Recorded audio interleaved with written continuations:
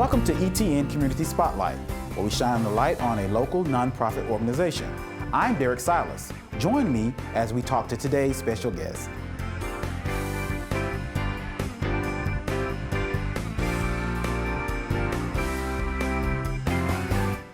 Sally.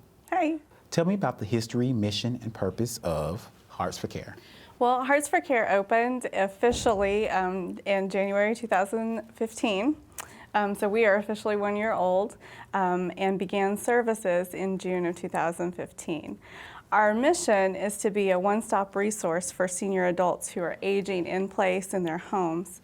And the way we do that is by connecting them to resources that are already available in Enid. We don't want to reproduce the wheel, replicate the wheel. We want to connect them to things that are already here. And then we fill the gap with volunteers. And we're finding lots of gaps, and so we're filling the gaps with those volunteers.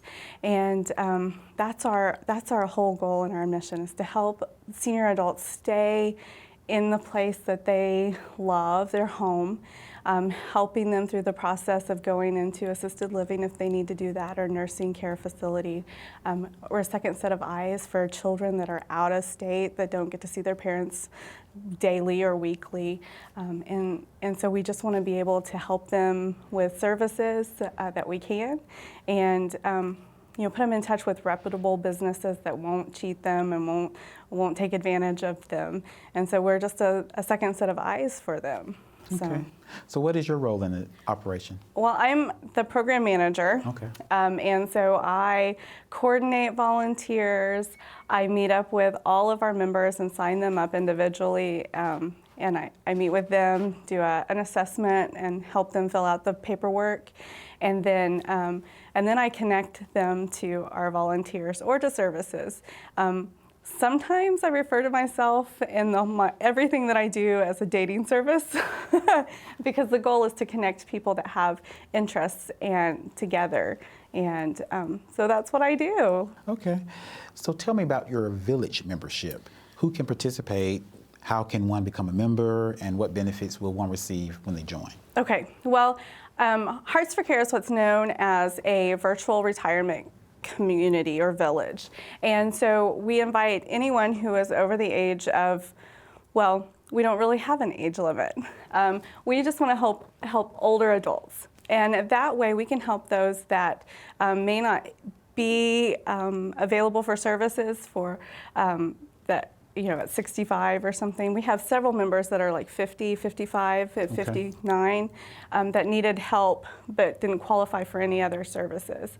So your only requirement is strictly older adults and that you have a need for our help. And we simply, I bring over the form, help you fill it out. The hardest question I ask is if you have a DNR and what your hospital choice is. And then I ask what kind of services that you might need help with now. Always available to reevaluate, and if you have a new need, then we can find a new volunteer for that new need.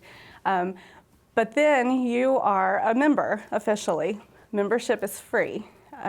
There's no cost to be a member. We do ask for donations, but membership is completely free. The hardest part is filling out that application, and I help you with all of that.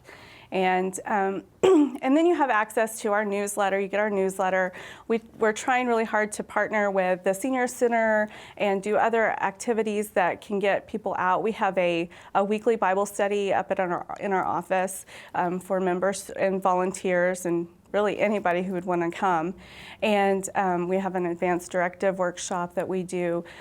Just little things. We're going to start doing some specific training for our volunteers and seeing about CPR and Alzheimer training and those type of things that will benefit our volunteers, our members, and the community.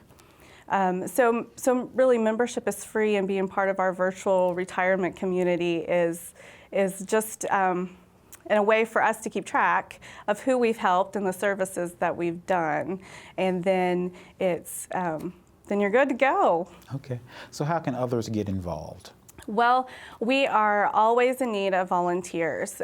Specifically, we have some volunteers who drive members to grocery shop.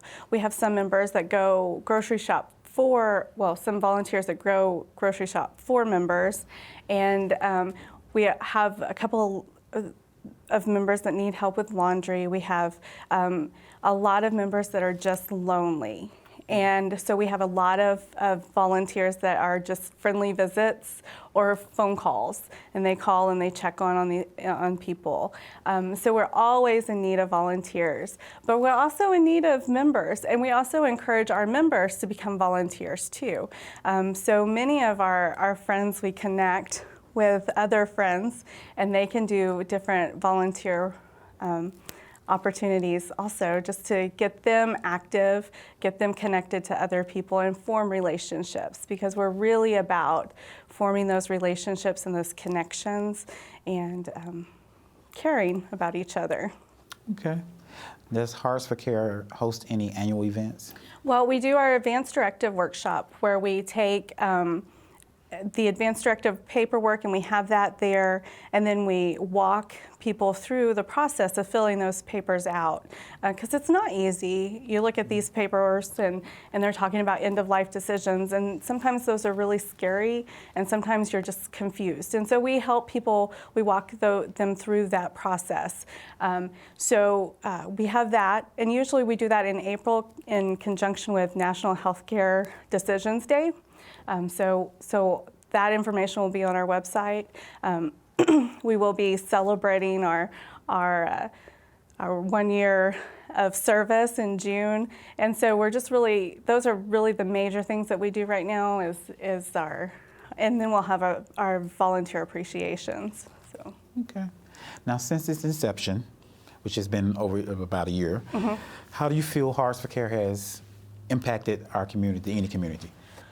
Well, I meet with members all the time, and often I spend an hour visiting with them and just learning about them, and it's very exciting to do that and very exciting to meet new people. But when I had a volunteer call me the other day, and she goes, "I just met with this member, and I just love her. She's adorable. You can count me in. Every Monday I'm going to be seeing her." And forming relationships like that is so important to me, because people need each other and they need to know that someone cares for them, and we can facilitate that in a way and make connections where they never would have made connections. We started services in June of 2015. Since then, we've done 377 different services. That equates to about 375 hours worth of service. Those are hours that some members would never have been able to pay for because they don't have the money. It's time that we have made relationships between members and volunteers. We've installed an air conditioning unit for a member. We have sat with an Alzheimer patient while her husband goes and has an hour to himself. So we've done a lot for a little bit, and we want to continue to do that. And every person matters, and every person has that desire to be cared about, and we want to be able to facilitate that. So I think we're impacting Enid little by little every day in just the care for our senior adults. Okay. Are there any other activities or things that you guys get involved in that maybe I haven't asked? Well, every day is a new day for us since we're still so brand new. And so my goal is just to continue to grow and to continue to make connections with the different organizations that are in Enid and build from there. We're hoping to start hosting some activities at the Senior Center to get people out into the Senior Center, which is a great place for seniors to go for a hot lunch. And it just is those are the type of things we're going to work towards, and we're just excited when we get one new thing added to our list of things. Okay. Well, I think what you guys do is very good, very, very good what you guys do. Now, if an individual contractor, vendor, or company would like to participate in the program you have, contact someone in the organization or contribute to the organization, what is the best way? They can go to our website. It's www.heartsforcare.org, and they can get a whole list of things there. You can contribute there. You can also sign up to be a vendor or a service provider. You can sign up to be a member from our website too. You'll still need to come get a visit from me, but that can all be done on our website, signing up to be a volunteer also. Or you can stop by our office. We're down in the Nonprofit Center on Independence, 114 South Independence. And then they can call us, 242-6131. And we're there, and we're ready to accept any kind of volunteers, service providers, and new members. So. Okay. Well, I definitely appreciate what you guys have started doing for the community, and I think it's a great thing. And I want to thank you for coming today. Thanks for having us. All righty.